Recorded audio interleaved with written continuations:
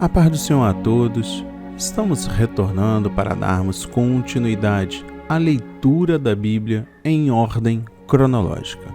Hoje, no 55º dia, lendo esta linda história que Deus escreveu para nós, trago hoje os capítulos 3, 4 e 5 do livro de Números para a leitura.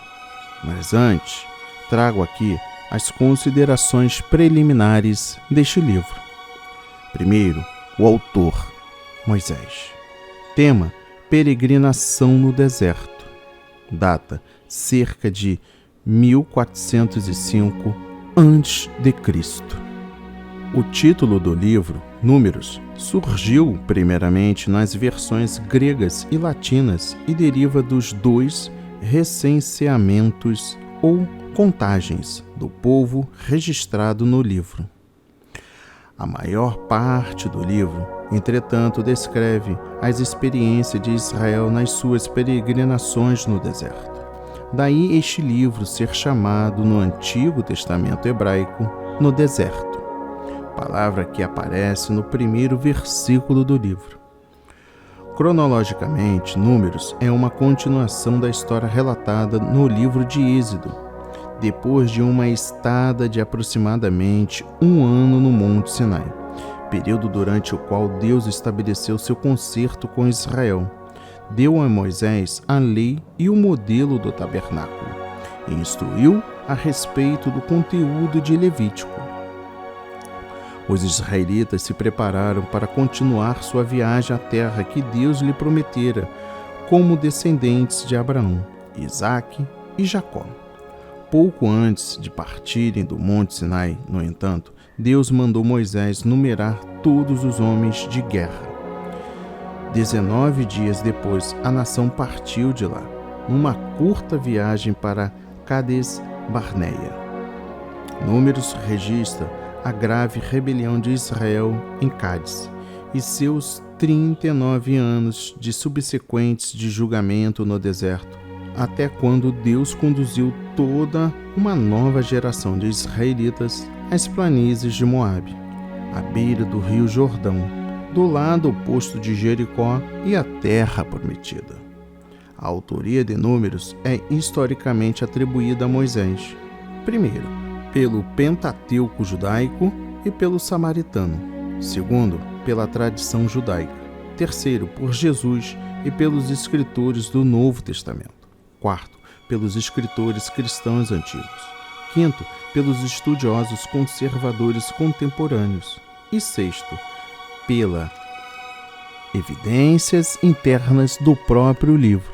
Moisés, sem dúvida, escreveu um diário durante as peregrinações no deserto e mais tarde dispôs o conteúdo de Números em forma de narrativa, pouco antes de sua morte. A partida de Moisés de referir-se a si mesmo na terceira pessoa era comum nos escritos antigos e em nada afeta a credibilidade da sua autoria. As inspirações do dia, instruções para a partida e a santificação do povo. No capítulo 3, trago destaque no versículo 3. Sacerdotes ungidos. Os sacerdotes eram ungidos com azeite para consagrá-los ao serviço de Deus. Primeiro, semelhantemente no Novo Testamento, quando os crentes são ungidos pelo Espírito Santo, são consagrados e capacitados com poder para serviço e testemunho no reino de Deus. Segundo, os nomes Messias e Cristo significam ambos o ungido. Tudo quanto Cristo fazia era pela unção do Espírito Santo. E no versículo 43, primogênitos. Segundo alguns estudiosos, o número comparativamente baixo de primogênitos em relação aos 600 mil homens de 1,46 abrange apenas os primogênitos nascidos entre a ocasião do êxodo do Egito e o recenseamento das tribos 13 meses depois. No capítulo 4, trago destaque no versículo 20, para que não morram. a santidade de Deus, ou destruirá ou santificará. Deus estava ensinando ao seu povo que a sua presença traz bênção, se o obedecermos e o honrarmos, mas o juízo se tratamos com irreverência e desonra. No capítulo 5, trago destaque no versículo 2: lancem fora do arraial.